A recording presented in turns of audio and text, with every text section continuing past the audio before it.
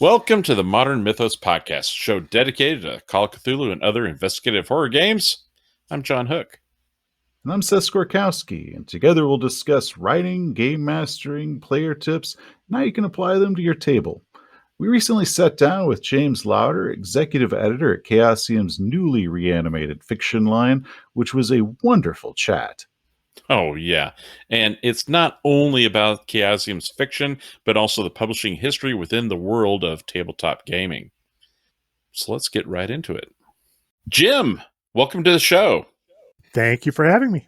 For those who may not know who you are, could you just kind of give us a little bit of a background on who you are and what you've done in the industry?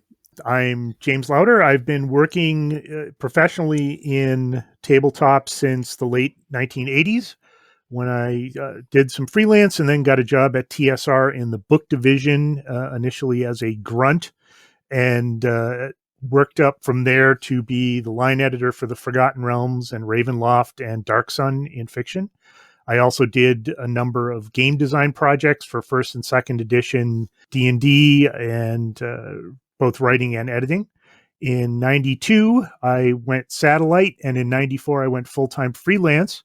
And from 1994 until 2015, I was a full-time freelancer in the industry doing mostly fiction related to game products, but also did some comic book writing and editing and game design, and worked for many of the major publishers at the time. In 2015, I signed on with the new owners of Chaosium as a consultant to help them settle up some contract and payment issues. And then from 2015 on, my job at Chaosium has sort of grown from initially consultant for a couple of years to head of the fiction line, helping them relaunch the fiction line, to executive editor for the company. And that's the position I hold now, though I'm also still doing fiction for them. I occasionally do freelance for other people, but really for the most part, my dance card is Chaosium full time now. Wow. So you spent some time with TSR doing the Realms, all of the stuff. I remember we was kind of go through the books here. It's like I remember the covers of the Barnes and Noble when I was young. Like it was crazy. I hit the book department in '88, and that was the point at which the line took off. They had been very successful with the Dragonlance novels for a couple of years, and that was a remarkable success for an independent publisher. But in '88, Mary Kirchhoff took over the fiction department, and they started to try and do two things. They wanted to run it more as a professional fiction operation, and they wanted to expand the authors and stories that they were doing for the different lines, because Dragonlance was done largely by people in-house. You know, Margaret and Tracy were staff when they wrote it, and a lot of the Dragonlance material related to it, the game material, that was all done by people in-house. And by '88, the company had started expanding where they were doing fiction by Ed Greenwood with the Forgotten Realms, and he's up in Canada, and R.A. Salvatore, and he's out in Boston. And so they needed to change how they ran things. It's very different running a fiction program where everybody's down the hall and running a fiction program where there are people in different countries and different time zones. So from '88 until '92, when I left full time, the fiction program exploded. We went from doing a couple of books a year to doing well over a dozen, 18, 24, a crazy number of books. And we were a tiny department. We were the managing editor, Mary Kirchhoff, and then we had 3 in-house editors and 1 satellite editor and 1 editorial assistant. And I started in '88.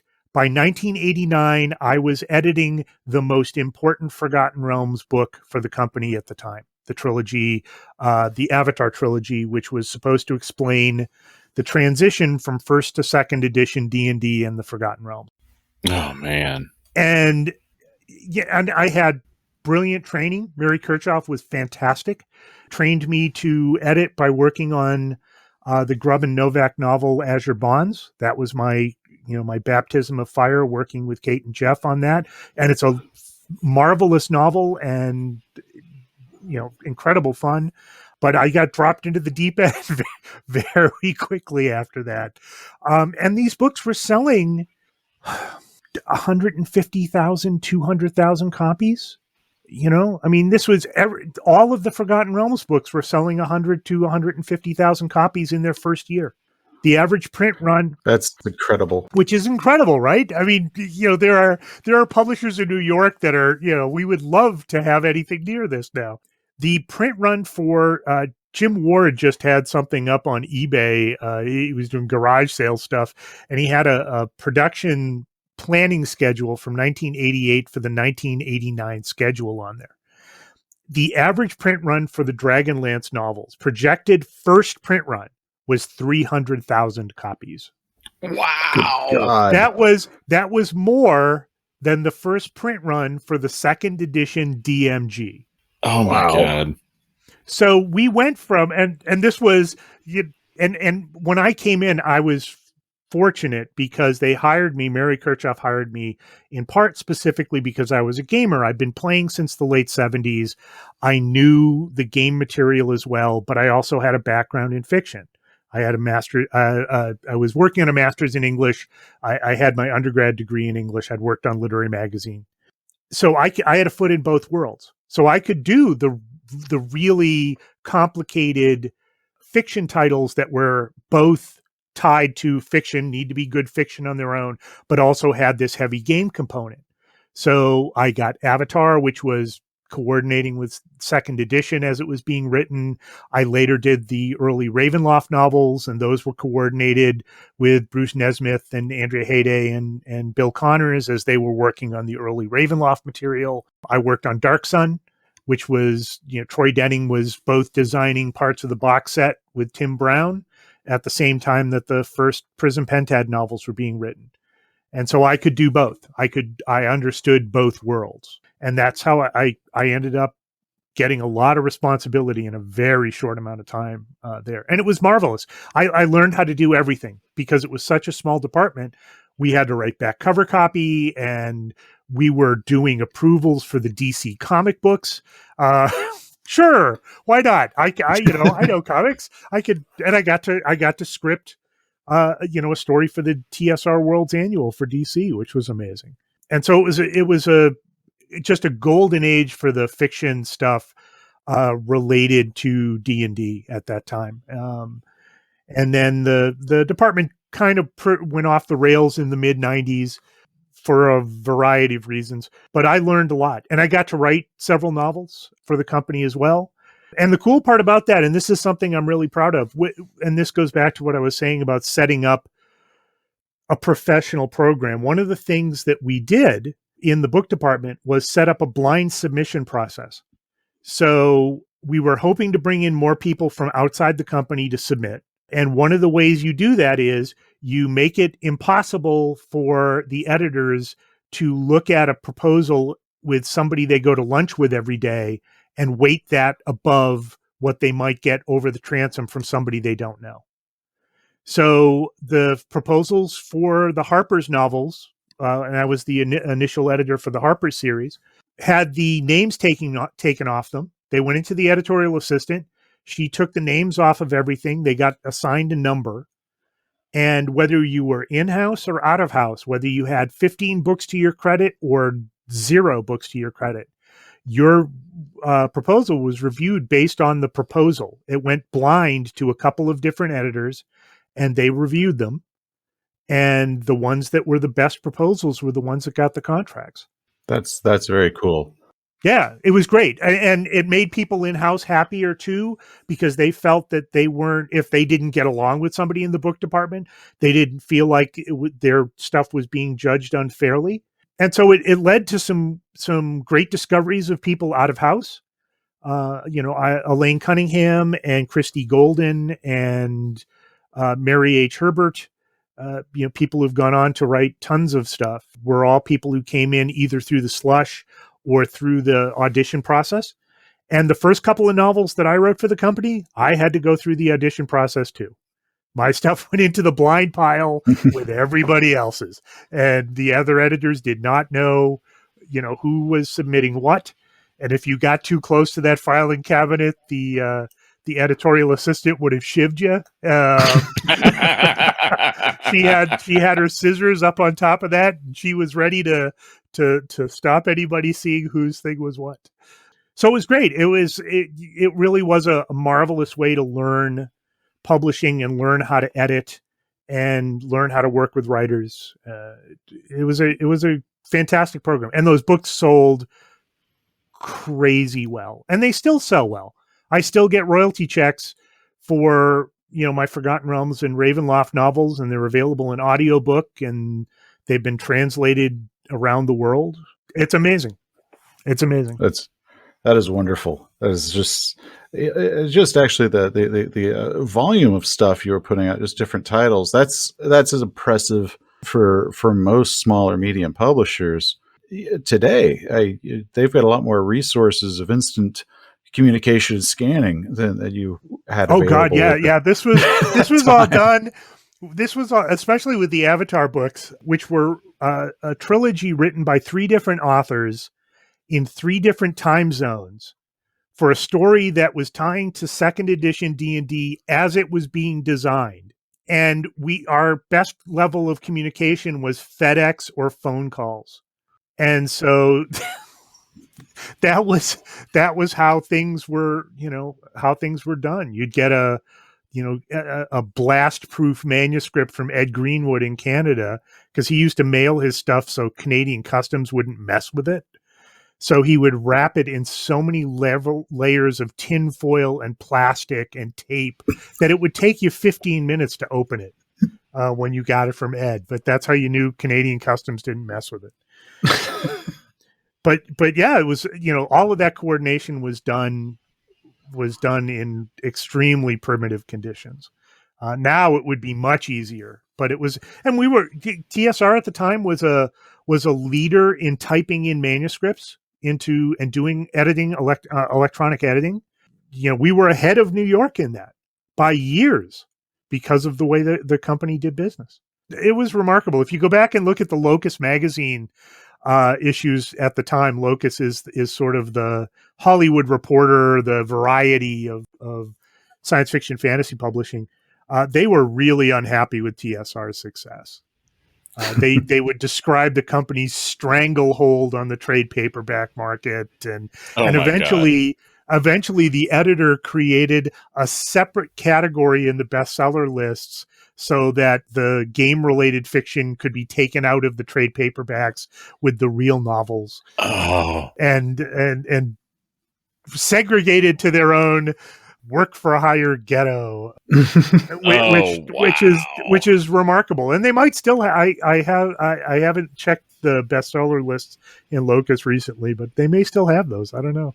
But that started around 91 or 92 because TSR was just clobbering everybody in the market at that time. That's wonderful. I remember buying them myself. Those are the days of indoor malls and Walden books. And, oh yes. Yeah. Waldens and Daltons loved those books. Oh yeah. B. Daltons and, oh my God. Loved them. And the thing that was interesting about them, just in terms of game related fiction, the Ravenloft novels, for example, were selling multiple times, the Dark Sun novels as well, multiple times what the game material was selling. More people know Ravenloft from the fiction than they knew than they knew Ravenloft from the box set.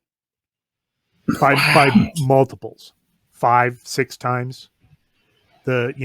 Vampire of the Mist has got to be getting close to selling 200,000 copies by this point, and that's just in English, and that's not including the many translations it's had, which is many times what the Ravenloft box set sold.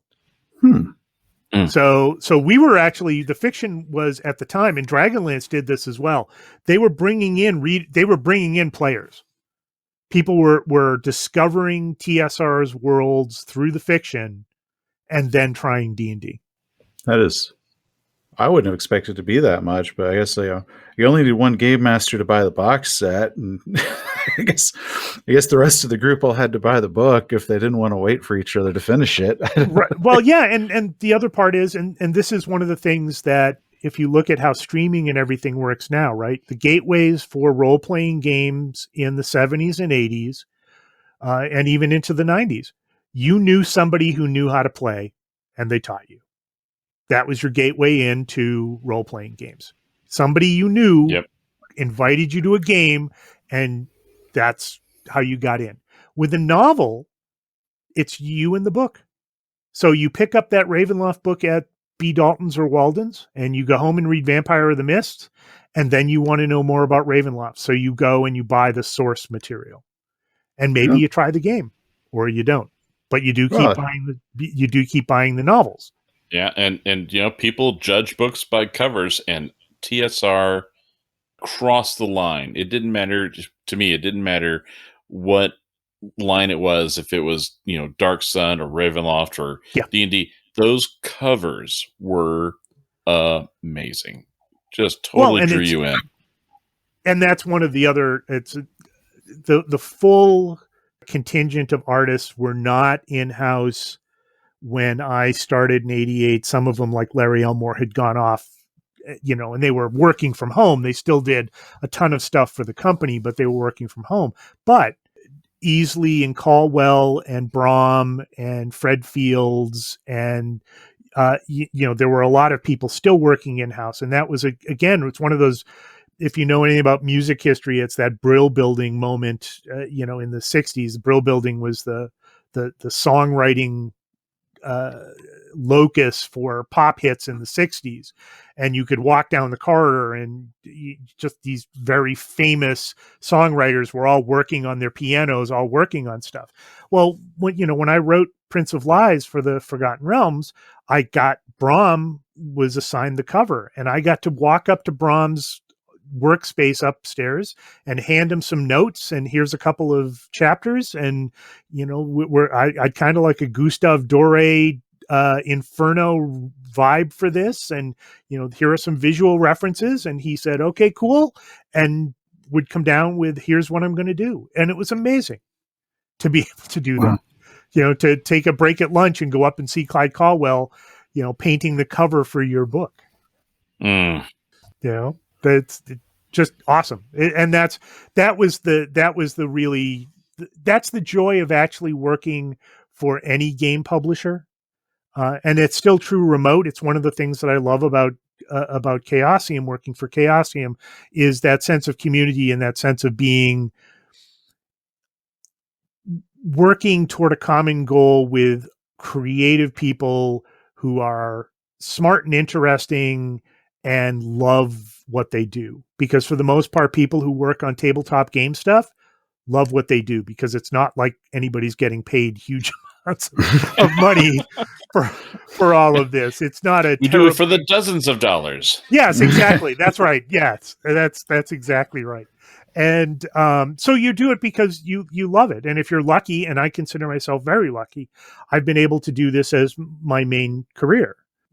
But it is that sense of community, and then that widens out to the Forgotten Realms fans and the Ravenloft fans and the Call of Cthulhu fans and the RuneQuest fans, where you get to interact with other people who just love this material because they've participated in the storytelling through the games they've played, and so they feel like they're part of it as well, and they are part of it. Call of Cthulhu as a game is so interesting that its origins is in literature. Mm-hmm. And so then Chaosium, for a long time, they had a pretty robust fiction line, and then it kind of seemed to, kind of taper down. Business was doing what business does, so it had ebbs and flows. But it feels like we're on the rise again. There is a brand new Chaosium fiction book out, Sisterhood: Dark Tales of Secret Histories. Yes, and initially that was one of the things that Chaosium was hoping I would be able to help them do is put the fiction program back together, because it was in a bit of a disarray. And the first two projects we're doing, Sisterhood being one of them, were books that Nick Nicario and Dustin Wright had been involved in bringing into the company, those were in a stage of development when I came aboard. And so I greenlit them. I kept them on the schedule and helped the editors get them through to completion. But yeah, I'm very proud to have Sisterhood as the first book in the new version, the relaunch of the Chaosium fiction program. And we'll see how it does. I mean, the fiction market has changed radically since Chaosium did its initial fiction program, both in terms of distribution and in terms of competition for mythos and horror fiction. When Chaosium, and this is one of the things about Call of Cthulhu too, right? At the time Call of Cthulhu came out, it became a game that introduced a lot of people to Lovecraft. Yes, I'm in that. Yeah, I'm there. Yeah, me too. That the game was what brought me to read the Arkham House editions, and they were, the fiction, the mythos fiction was more of a kind of a cult thing, and the game helped significantly widen that out. The same thing with Chaosium's early fiction releases.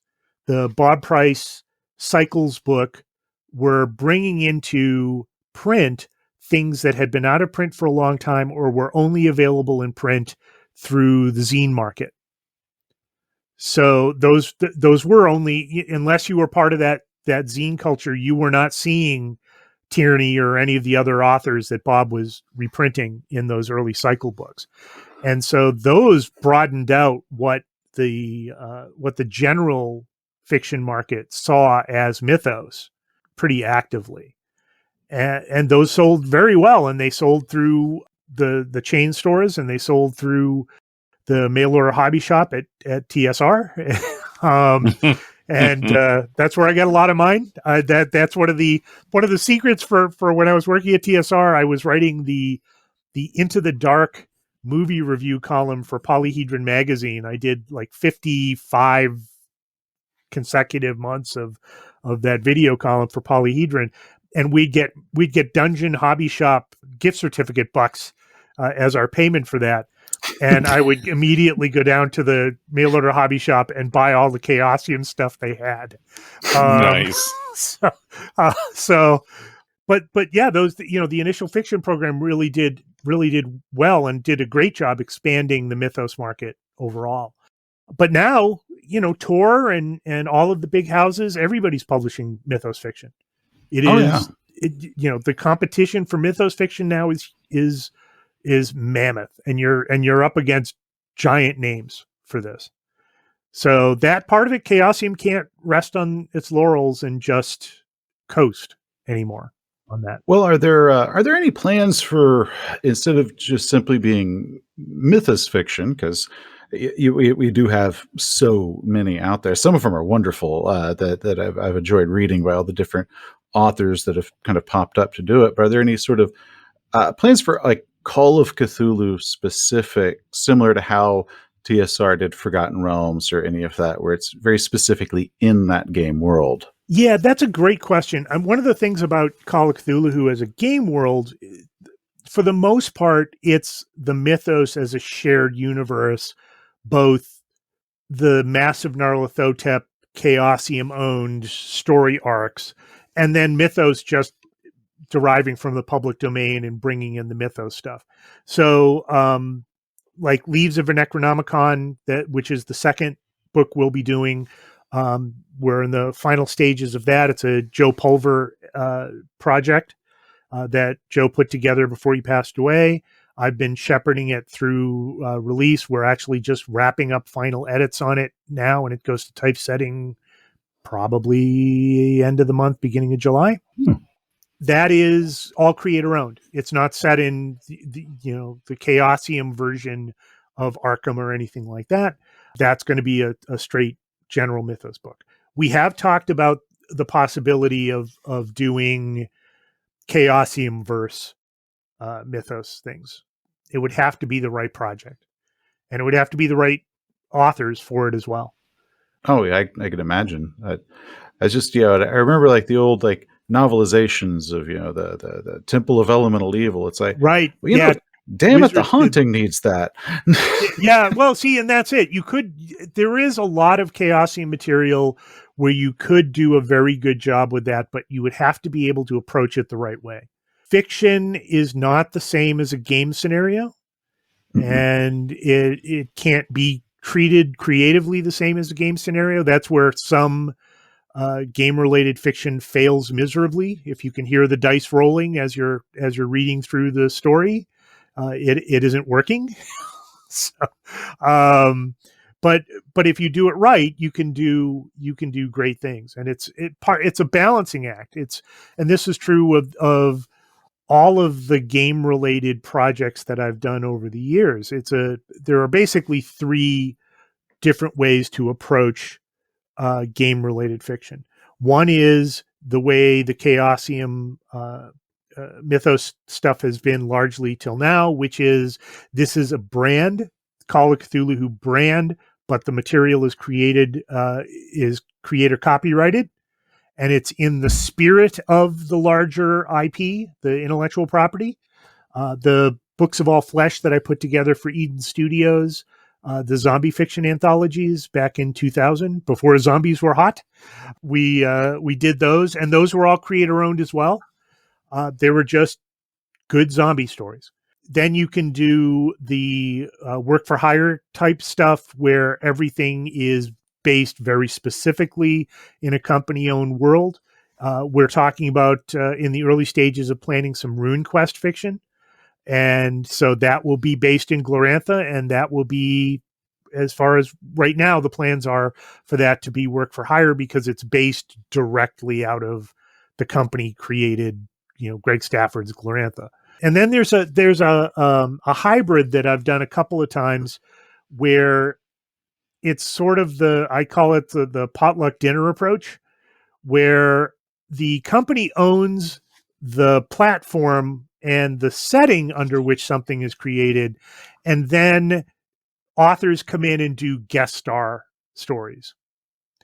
So you can, and this would be, all right, so if you wanted to do a Conan in Glorantha story or an Elric in Glorantha story, how would you do that? Well, the contract would be such that both parties agree that this would be the story that takes place and this is the crossover. And then at the end of that project, everybody parts and goes their separate ways, and Michael Moorcock owns Elric, and Chaosium continues to own, Moon Design continues to own Glorantha, and there's no tangling of the rights, but you do that guest star approach. And I've done that for a couple of superhero anthologies where people created superheroes and used them in a setting, but they kept rights to the characters they created. They just don't have rights to the underlying world. Okay. So there are different ways to do it. And, the easiest are obviously the creator owned or the work for hire. Those are the simplest to approach. Now, since you were mentioning IPs, I'm real happy you had mentioned the Glorantha, because I have that jotted down as like, are we doing more? Like, Stafford's got a huge world that he had built there. Mm-hmm. So with the intellectual property when it comes to the mythos is kind of messy, because Lovecraft originally messy. Are there any things in place? Because I think a lot of the average readers might not be aware of what was Lovecraft at his public domain, and then what might have been Frank Belknap Long, or certain things that Chaosium introduced to the mythos that I think a lot of people just believe was actually originally part of the mythos. I think like Dark Young, I believe I think Sandy Peterson had mentioned recently, he came up with that. I was like, well, it fits. Everybody just thought that it was a Lovecraft thing, but no, I came up with that. And is there any sort of just place where an author who would be interested in writing something could ever find what that, kind of untangle that? So I spent 2 to 3 years of my life helping Chaosium untangle some of that.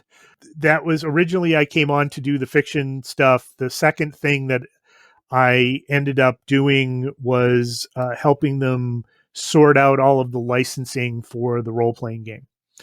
at the Call of Cthulhu role-playing game. And some of that was getting licensing agreements back in place with Ramsey Campbell and Brian Lumley, and some of the things that are clearly owned by different authors. And some of it was sorting out what we needed to do for that gray area material for Clark Ashton Smith, where some of the material is public domain in the United States and it's not public domain in Europe, because there are different rules that apply, because the Europe uses the Berne Convention standards, and the public domain in Europe is 50 or 70 years after the death of the author. So Smith lived until the 60s. His stuff in Europe is still very clearly in copyright. His older stuff that he published in the US, it's public domain here. But what that means then is there are two different standards you have to apply if you want to publish your stuff in the United States or if you want it translated overseas. Oh, God. Oh, the my horror, God. The horror. So I got this straightened out, and it took me years. And that was one of the things that delayed, in fact, the relaunch of the fiction line, was to get some of this stuff sorted out so that we are clear on what's going on. So if you look at, and if you look at the new versions of the Investigators and the Keeper and things like that, and you look at the copyright pages suddenly got very long. And that's why. And because Chaosium came up with licenses that allow us to both publish the stuff in the US for the gray, for the Lumley and Campbell things, for things that are clearly still in copyright. Those are easy, but we came up with agreements that let us both publish them in English and have the game translated, because Call of Cthulhu is translated around the world. And then we did the same thing. We applied the same standards for Smith and Block and some of the other authors who, the material may be public domain in the US, but we wanted to get it cleared up for our licensing partners as well. So our agreements cover that as well. So you can get a sense of that by looking at our copyright pages. The best thing for anybody to do is to look online. There are a couple of really good Lovecraftian mythos wikis and things like that, where you can search for origins of things and look back and say, okay, well, this was derived from Lovecraft versus, oh, this came from Chaosium, this one product. And if it came from Chaosium, it's not fair game, because all of the mythos, as you say, is not fair game. You can't just pick up Brian Lumley stuff and use it. That is not cool. You need permission. No. So that's the thing everybody should do to start with, is make sure you understand where things come from. The second thing you need to do is to understand that, and this actually just came up today with Marvel and copyright for Loki. So the Wizard of Oz is the best example to use for this, because it's the one everybody's most familiar with. So the original Baum Wizard of Oz books are public domain. Those are clearly in the public domain. You can write all the Wizard of Oz stuff you want. There's a 5e Wizard of Oz product on Kickstarter right now. If, however, you try to put the ruby slippers in, MGM will come down on you with a dump truck full of lawyers, because that version of the Wizard of Oz is still in copyright. So I think they were originally silver. Correct. The bombs. So that's right. So if you want to put slippers in, they got to be silver, or they got to be anything but ruby slippers. If you get ruby slippers in there, you are infringing upon MGM's expression of that original material. So where this applies to the mythos is you can go back and derive everything you want from the Lovecraft stuff that's in the public domain. But be careful when you do that not to pull in things from other authors later. So if you want to pull something out of the Ballad of Black Tom, don't do it, because that's in copyright. Even if it's deriving material from the original public domain material, that expression, that new expression, is like the Ruby Slippers. That's in copyright. Stick to the original stuff that's in public domain.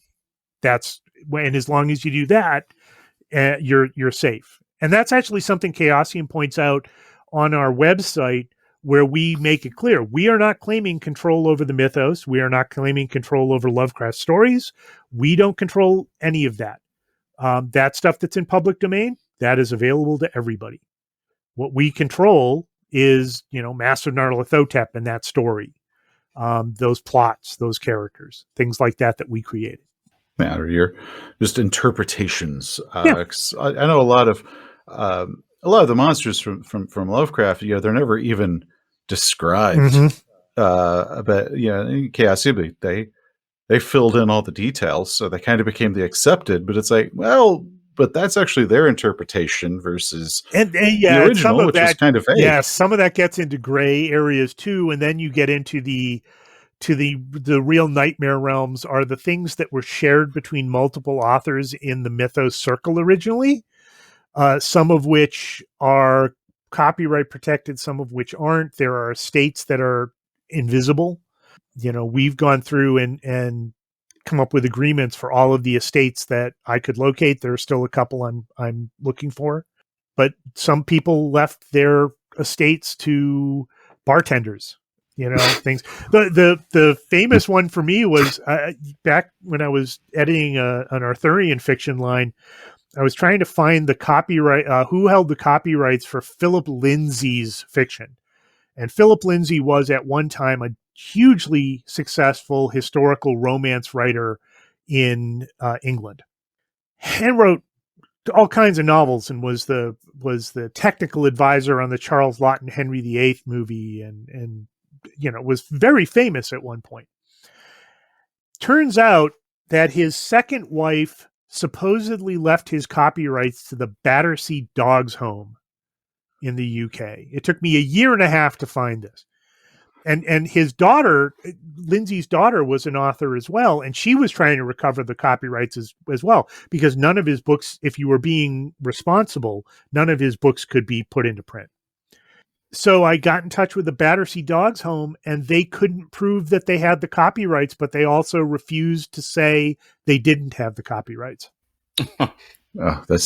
So we ended up walking away from that book. I hope maybe they got him eventually sorted out for Lindsay's grandkids, but that happens a lot. So, authors, this is your reminder, leave your copyrights to somebody who knows what they're doing.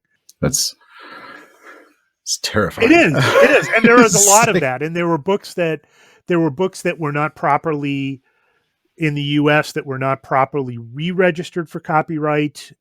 So they fell into the public domain, but proving that their public domain is very difficult, because all of the Copyright Office records are not available online, and they weren't done with precision to start with. So, was the book copyrighted as it was supposed to be, re-upped for copyright in 1948 as it was intended? Maybe, but the record could be in 1946. So if you want to look through every copyright record for a span of like 8 years, you might be able to find it. And those aren't digitized. Oh, wow. So you're going to need a good spot hidden roller. Library exactly right. There's your library skill right there. Mm-hmm. Now, when I was going through the Chaosium fiction site, one of the first things that I've been in the habit of for years, whenever I look at that, is and I was very happy you guys had it to be there. It was this, SFWA and HWA qualified market. So I definitely want to thank you for making sure that was set up. That's usually the first thing I look at, is like, are they a qualifying market or not? Which is why if it's yes, it's like, oh, which is why it's there, and that's a signal to people who are serious about publishing that we're taking this seriously. And so, and what that means is, for HWA and SFWA qualifying markets, is we agree to pay the minimum rates that they've established as professional. We would love to pay more, and if the line takes off, we will pay better. But we're sticking to that idea that we only want to do the fiction line if we can pay people professional rates. And what are those? What do those initials stand for? Absolutely nailed my first thing when I saw it. It made me so happy. Right now, it's 8 cents a word for fiction. For SFWA and HWA, it's 8 cents a word. What do those initials stand for? What is SWA? SFWA is science fiction fantasy writers, and HWA is horror writers. Those are the two professional organizations. Yeah, that was one of the first things I did when I came on to help them rebuild the fiction line, was contact both organizations and make sure there were no outstanding complaints against the company, and settle any of the grievances that might have been handed over to the grievance committee. And that's all good. The company had by us taking care of the new owners when we came in, we paid off a lot of people who were owed for fiction. And all of that got settled back farther than, and this was, again, why am I continuing to work for Chaosium?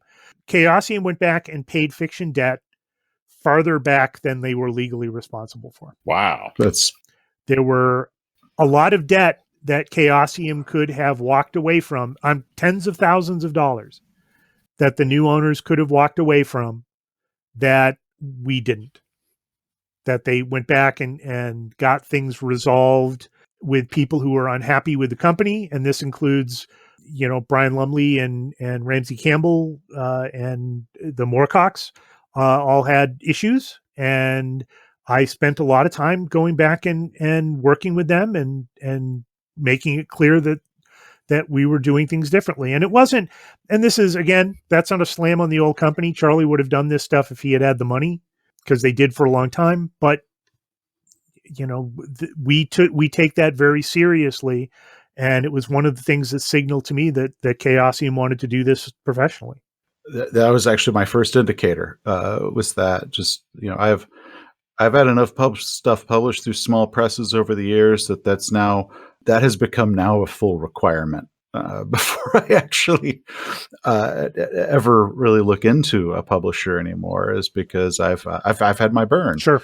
Once you're burned, you don't want to do it. It's like, I went through all the effort to qualify. Damn it, I'm only publishing through publishers that qualify. Sure. And if you're working with a publisher that can't publish to that level and can't afford to that level, there are reputable publishers that don't, but there are other things then they do.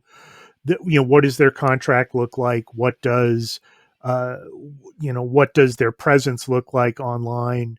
And that was one of the things that Chaosium initially brought me on as a consultant, because I had a reputation of being very militant about this, and having been burned myself as a freelancer. I spent a lot of years out in the freelance wastelands myself.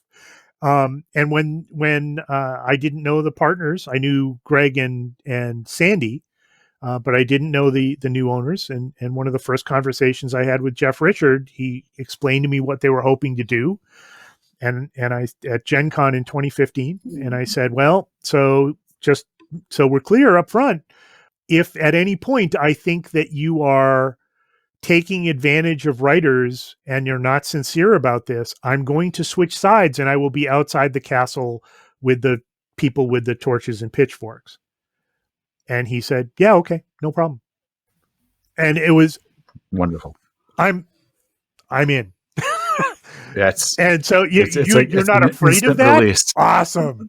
I that's amazing. And so I spent a year and a half or so opening up email every morning from Chaosium from people who were angry at the company, putting on my asbestos underwear and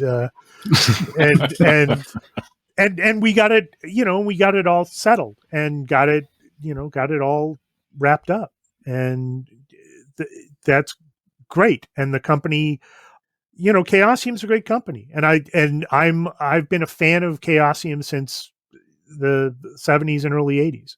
And I worked for Charlie, and there are a lot of good things about all eras of the company. But right now, it's firing on all cylinders, and there's a lot of things that the company does right in terms of respecting the company's legacy and the people who worked on products from its beginnings to the people that we want working for us now. That is some of the most comforting stuff to hear as an author. Now, another one I said, because I went through, I read everything as, through the eyes of, if I was going to submit, basically going through my checklist. Yes. I see currently you're closed to submissions because you're getting together. We just had a release. You got another one that you said's about it. It's going through typesetting right now. Are there any plans of when you'll be opening, what you'll be opening for? Is it going to be up until the slush pile gets this high, or is it going to be like a set window, so 1 month a year? So right now there's a great policy for, given the structure for Chaosium and the fact that we are like woefully understaffed. Everybody's got like 4 hats on, doing different jobs. We're not announcing hard dates until we know for sure that things are going to be released. Like we had initially announced the release of Sisterhood and Leaves, and that ended up getting pushed back because of the licensing stuff that I was working on and the pandemic. So it completely blew up those plans. So our policy now is basically, we know when it goes to the printer, that's when we'll announce what's going on. At the point at which I get through the stuff that's in my slush pile now, and I clear out a couple of the other projects that I'm working on, that's when we will open up the submissions again. I consider open submissions to be very important for any publisher. That is how you get new voices. It's one of the things that for companies that actually want to take diversity seriously, they need to actively do things like have open door submission policies. And they need to then reach out to other communities and other markets that they might not otherwise reach with those open calls. And that's how you get surprising stuff. I mean, that's how you get things that I want people to send me things that I wouldn't have thought of. I can find writers to write things that I can think of. This is even when we were talking a little bit a while ago about the work for hire stuff, right?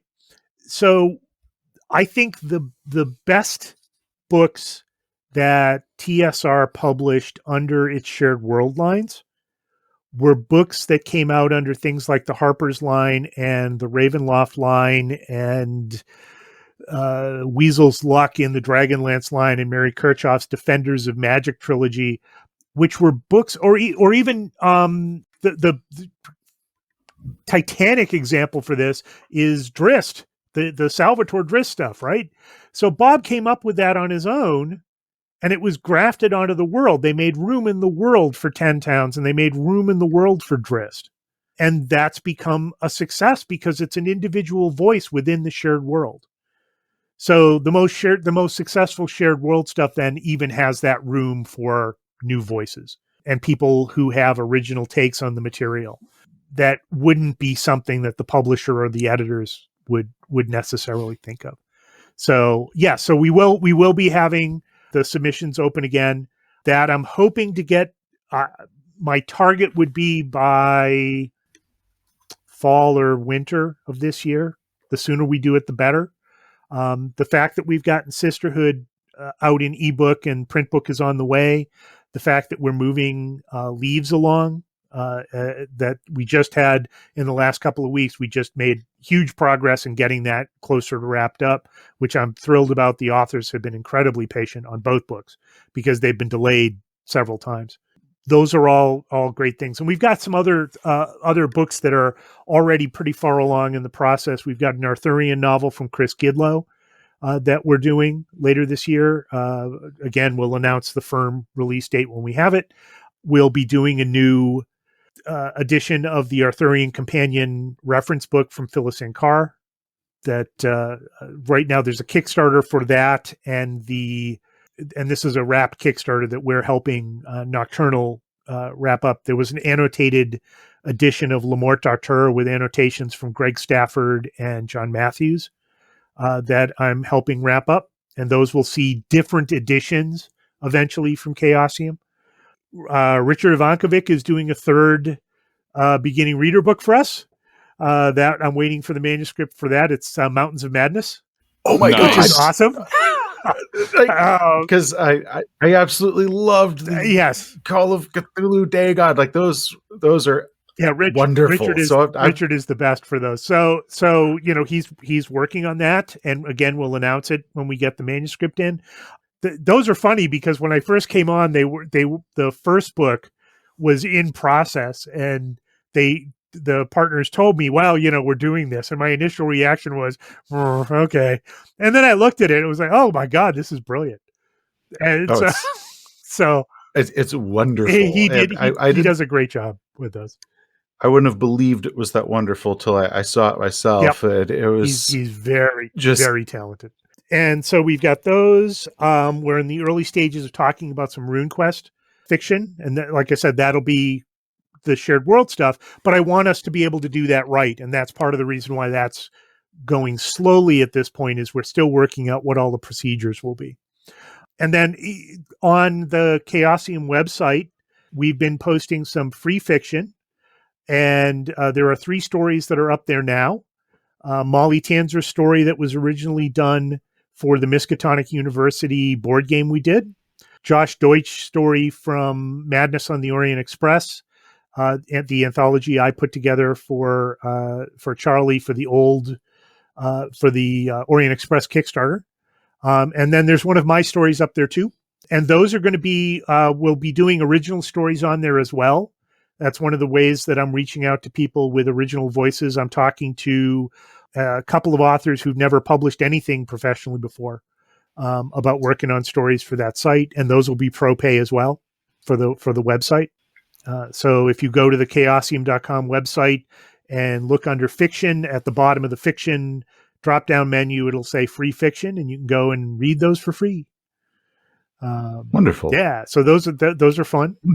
Right now they're all 3 Mythos stories, but we will eventually have some other stuff up there as well. Okay. Now another hard one, just because I said this is, I guess John was like, "This is your realm more than mine." When we started, You're the writer. So I see we got the ebooks and the physical prints. Are there any plan for audio? We have been talking to a couple of places about audio. That's a possibility. I think it's a good possibility. The question is there a way to get the books done so that they're affordable and will pay out to the authors? Because even Wizards of the Coast has limited the number of old Ravenloft and Forgotten Realms and some of the other books. They haven't even done some of those as audiobooks yet, because they're expensive. Oh no, it's one of those. It's a lot better than it was. Now that we've got Audible, and it's actually a market of audio narrators that are paid a higher. But yes. For my own fiction, audio has been the lion's share. So that's awesome. And with my last novel that came out, that was an absolute requirement that I gave my agent, is we're not selling the books till I know what's going on with the audio. And that was non-negotiable for me. Right. And so for us, and that's one of the things and I'm doing all of the negotiations for the book contracts and some of the other licenses we do as well, where that's something where we would be very flexible on that. If an author came in and said, I already have an audio thing lined up where I got the audio rights sold for this. Okay. That's cool. Okay. And, my philosophy, and I can say safely that this is the philosophy for Chaosium as well, is that, a fair contract is one where both parties benefit. And if a publisher is not going to use rights, they shouldn't be reserving them. Oh, no, that's That was the other thing with why I ended up, because it was actually my fifth novel before I got an agent, and that was why. Is the first four taught me my fifth. I need to get an agent to make sure that I've got the, you guys are going to agree to these rights. That's great. I need the rest to do my own stuff with. Yeah. And that was very critical for me. Sure. Yeah, that's great. And so here's the thing. I am completely unafraid of any hard questions that any author might ask for us as a publisher. I can't guarantee that the answer the author gets will be the one that makes them happy, but I am fully in favor of authors asking every damn question they want to ask about a deal before it comes together. And if the deal isn't right, don't sign it. Oh no, that's if it's not, and that's including Chaosium. I mean, we're a small press, small to mid-sized press. There are going to be advantages and disadvantages to that. You want to have input on your cover, and you want to have input on your back cover copy, and you want to have input on the marketing and all of this other stuff, and you want to be fully part of that discussion process. Great, we can make all of that happen.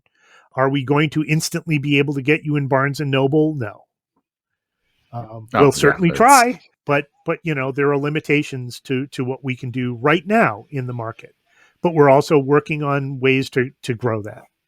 Now, another one that I got for you, and this is actually just completely personal, sure. I guess. So in I guess 2019, back when we weren't afraid of the air.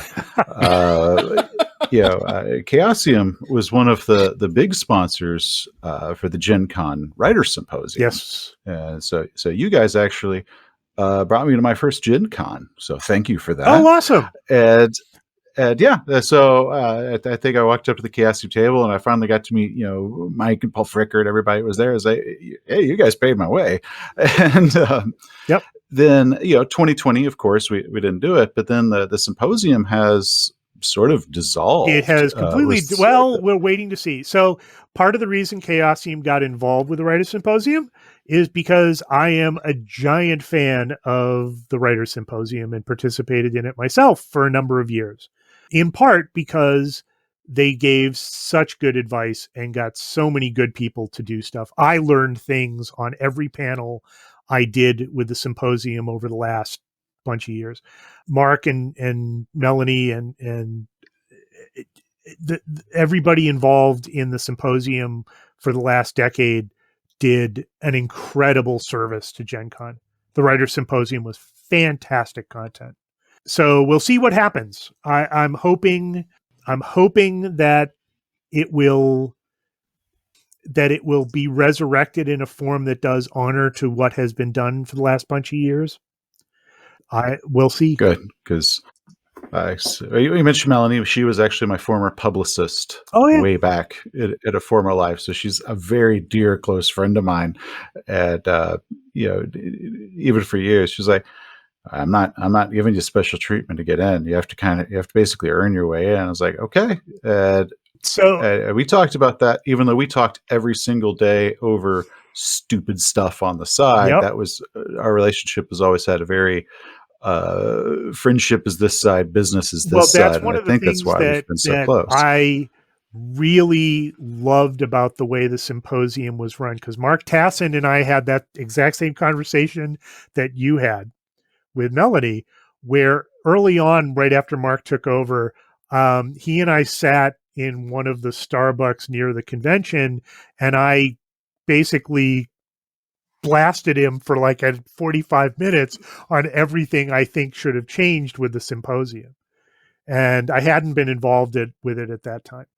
And one of the things that Mark said to me was, well, you can do, I'll think about having you do one panel next year, and then we'll see how it goes. And if you earn your way up, you get to do more. But, there's going to be years where I don't use you. So, you're telling me all this stuff now. There's going to be rules where, I rotate people. So there are going to be years you do nothing. So awesome. That is exactly what I want to hear.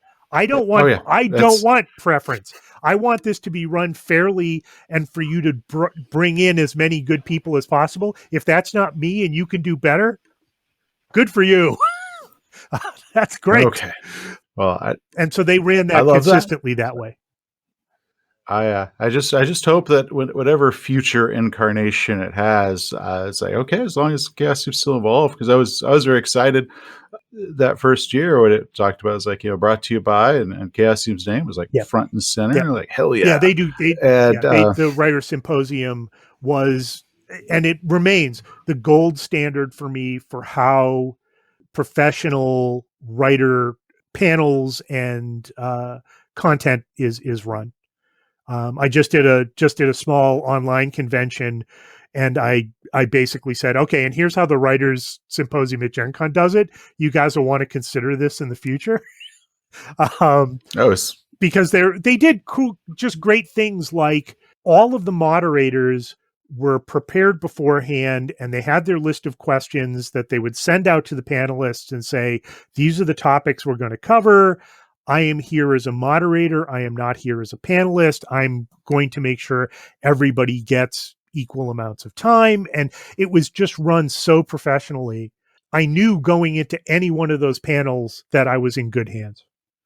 Fantastic, just fantastic. So yeah, and I'm hoping that Peter will find somebody to be able to pick up where the current team laid off, but we'll see. If not, maybe you and I can talk about doing the writer advice, the fiction writer advice panel. I say I'll do a panel, but I don't know if I have enough soul to put together one of those. You have to deal with a lot of drama. I don't know if I have the patience. And that's the other, and that was one of the other things they did. Well, and part of it is, and this is part of the thing, dealing with writers in general and editors in general, is, creators are not square peg kind of people. No. and if you're going to be marginally good at your job, or you're going to be marginally good at dealing with people in the industry, you just have to assume that, and build in the tolerance and build in the flexibility to be able to let people be themselves. That's awesome. Well, before we close, I do want to kind of circle back to Sisterhood and kind of give you, Jim, an opportunity to tell the listeners more about this new book and why they should be picking this up. Sure. So does it have a theme, or what's the genesis for this? Yeah, the premise for it, and this is, Sisterhood was one of those, just a great idea that jumped out at me when it was discussed initially as this is a potential book for Chaosium to line up, because it wasn't contracted at the time, or it might have been, but I recontracted the book under SFWA and HWA rates at the time. I completely created a new contract for it so that it would line up with what our vision for the company was. And it is horror stories, dark fantasy stories set in religious institutions across the ages, with female protagonists, and all of the stories are written by women. So it is, and it's one of those anthologies. For me, what I value in an anthology, a theme anthology like this, is, does the content contain 15 or 20, however many stories are in the work, different takes on the theme, so that you've got very varied tones and varied approaches and varied thematic content, so that it's not just repeating the same thing. And the book hit every one of those goals. There are a couple of mythos stories. There are a couple of very historical leaning stories. There are modern horror stories. There are tales that deal with modern technology and heavy thematic things about meaning of words, and it's fantastic. So yeah, I can highly recommend it. And the same thing with the Pulver anthology or round robin novel, Leaves of a Necronomicon, which was, and that's the one that's going into typesetting soon, is the story of a single copy of the Necronomicon across time for the different people who own it. Ooh. And that's, again, with each of the stories written by different authors. And so all of them take very different approaches to what the stories mean. And that was one when Joe pitched it to me. It was, yes, that's a brilliant idea for a book. Oh, look at the people you've got involved. Of course I want to sign this book up. So yeah, both of them hit all of what my goals are for anthologies for the company. And that'll be the things going forward too, because there are diverse voices in both books. There are a lot of people who had never published with Chaosium before. So you know, they expand what we offer as storytellers, you know, as a platform, what Chaosium offers as a publisher for these storytellers. And so I'm very proud of both of these books. Awesome.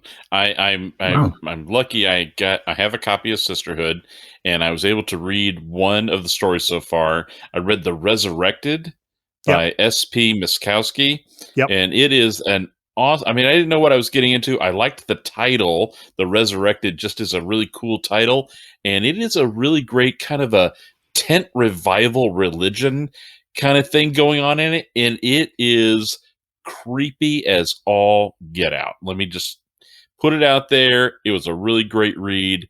So I'm looking forward to diving into more of Sisterhood. And I'm glad to hear that it is going to be coming out in print, because digital's fun. I like it. It's on my Kindle, but I do love the Dead Tree editions as well. Oh, yes. And awesome cover by Liv Rainey Smith. And she actually did the woodcut for it. For that one. So we were very happy about that. The other, and this is both anthologies, there were a number of people there that I'd never worked with before, which was fantastic to be able to work with the authors, as you know, helping shepherd this stuff. And there were a lot of stories that surprised me. And that was, again, these aren't things that I would have come up with. Awesome.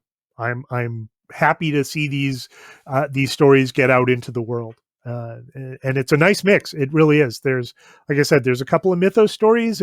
Some of them lean historical, some of them lean straighter horror, some of them are kind of the weird slipstream stuff. Just fantastic. I love it that way. Because if you don't want them all to feel the same, where you just got a different thing to it. I haven't read any of the stories yet. I did flip through it. I loved the fact it was organized by time period. So you kind of started off with the earliest story, and you kind of worked your way up. It was like, this is 9th century, the 17th century, and the 20th and the 21st century. I was like, oh, I actually like that sort of, you're going forward in time as far as versus we're going to stick our biggest name here, and then we're going to kind of stick the lesser known ones kind of hidden in the middle. It's like, nope. Whatever time period they chose is actually dictates. Well, and where the other part are. of that too is Nate did a great job. Nate Peterson, who did the editing on it, did a great job of letting the authors juxtapose their stories so that it actually does build thematically over the course of the book. It does build historically, but if you look at the stories and read them in order, there is a reward to what the overall thematic arc of the book is. And that's the same with Leaves as well. As an anthologist, and I've edited 20 something anthologies at this point, and that's something that I've developed too, is sort of that Eisenstein editing idea that, you juxtapose these stories even if they were not designed as such, and the editor can then build structure into reading an anthology from front to back. Both of these books were have that as a strength built into them from concept. That's wonderful. That is awesome. It's wonderful. I love it. Jim, I got to thank you for your time. It was great talking to you, even though Seth did the majority of the talking, but I'll live with that this time. But I can absolutely foresee wanting to catch up with you again as more of the fiction line is developed at Chaosium. Oh, by all means. Yeah, I'd love to. And yeah, you want to talk comics or you want to talk, I'm still doing role-playing stuff. I'm actually hoping that the convention scenarios that I've been running at Gen Con and Gamehole Con and that I'm going to put together as a published product for Chaos. Oh, awesome. So awesome. Yeah, I got to get out to Gamehole. Great show. Awesome. Well, Jim, thank you so much. Thanks again for having me. Oh, thank you. Cheers so much. Wow, that was awesome. And we want to thank Jim for taking the time to talk to us. Absolutely. I'll be honest. I envision this interview being half hour, maybe 45 minutes at most, but it was just so much great stuff, ranging from Chaosium's projects to the history of the industry, backgrounds with TSR. It was just wonderful stuff. I totally concur. It was so good. So, okay, Seth, let's wrap this up. Okay. We want to give shout outs to our latest patron, Weston Flippo. Thank you for supporting the show. And if you are interested in supporting the show, please consider joining our Patreon. If you join at the cultist level, which is $10 a month, Seth and I will create a personalized Call of Cthulhu artifact that you can use in your game.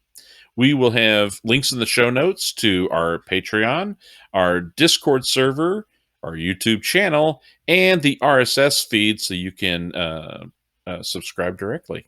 We can't do the show alone. We want to thank our amazing editors, Max Mahaffa and Edwin Nagy, for their hard work and their keen skills at making us sound awesome and removing all the times we screw up and can't form a sentence. They do double duty for me, I think. So. We also want to say thank you to John Sumrow, who provided our badass logo.